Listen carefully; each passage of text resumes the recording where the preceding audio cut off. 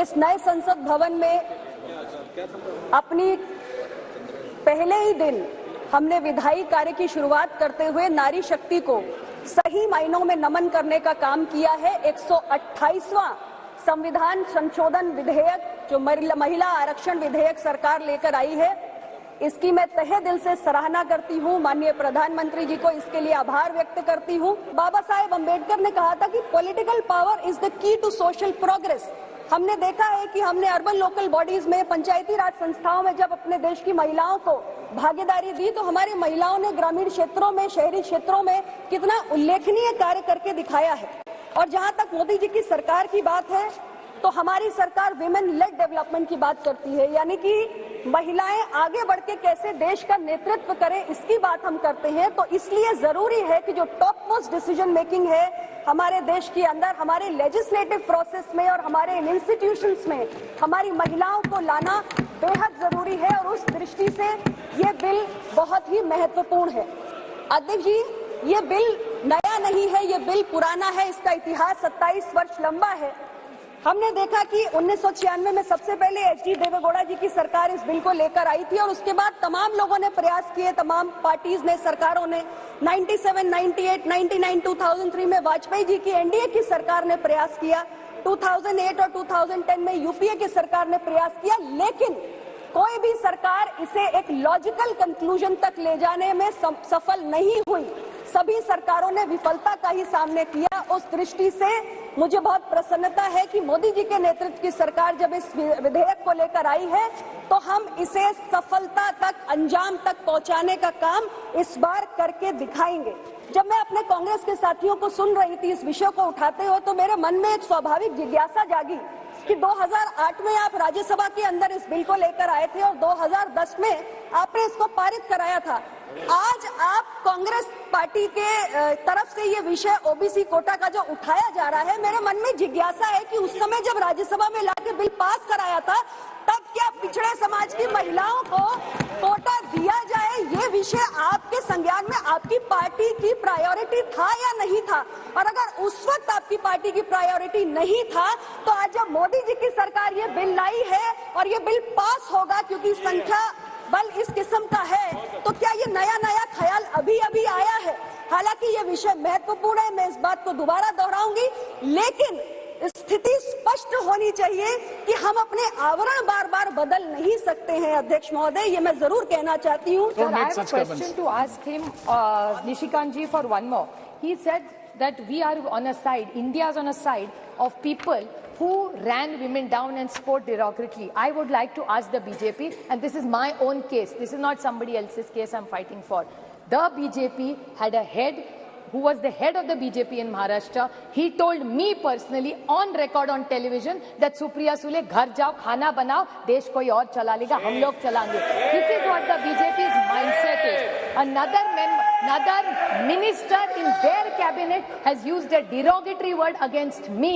So BJP जवाब दो, जब हमारा कुछ कह रहा है तो इंडिया खराब है। आपके मंत्री पर्सनल कमेंट्स करते हैं personally on elected women member. I didn't even react. It was not even worth reacting. So I did not say or raise it. But since he brought it up, I just wanted to square it.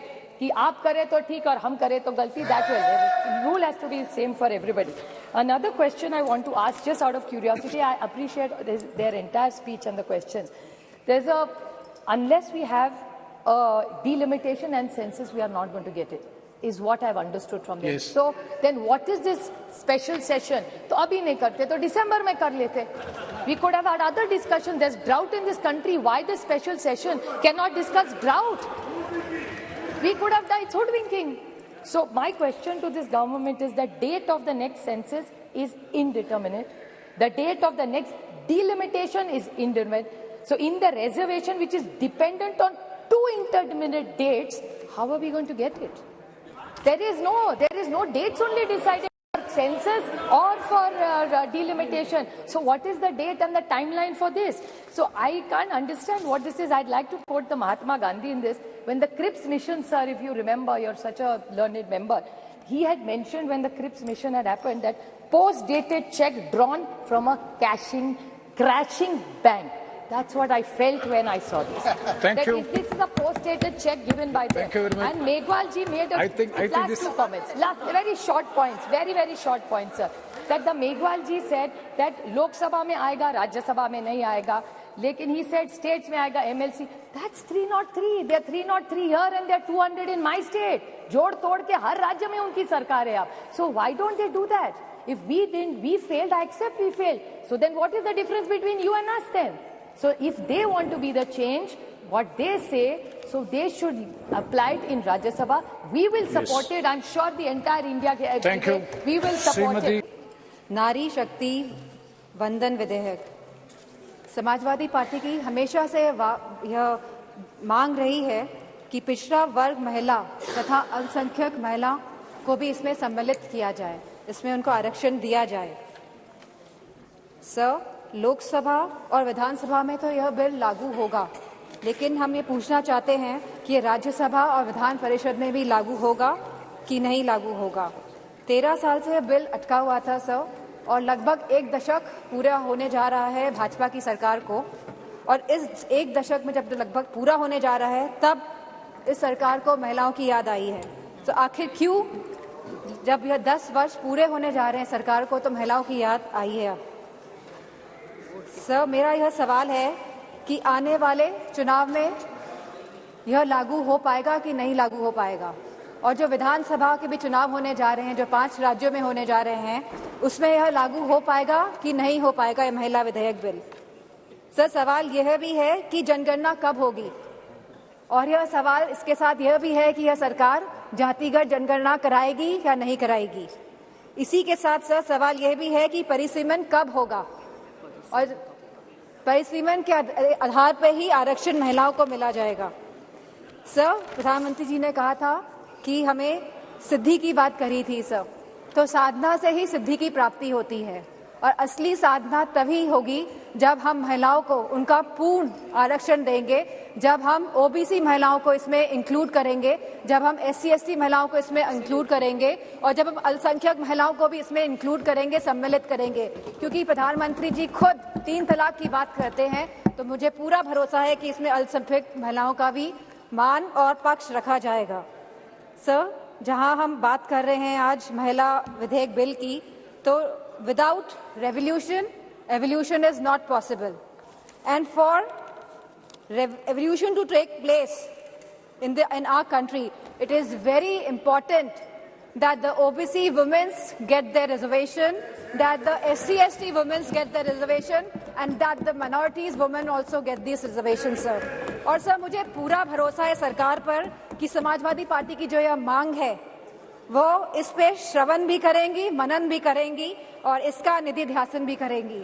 Sir, मुझे पूरी उम्मीद है कि हमारी पिछड़ा वर्ग महिलाओं जो बहुत पिछड़ी हैं, जिनकी आप समझ नहीं सकते कितनी वो पिछड़ेपन से गुजर रही हैं, जैसे निशिकांत दुबे जी ने कहा था वो महिलाओं का दर्द समझते हैं, तो उनको पिछड़ी महिलाओं का भी दर्द समझना होगा।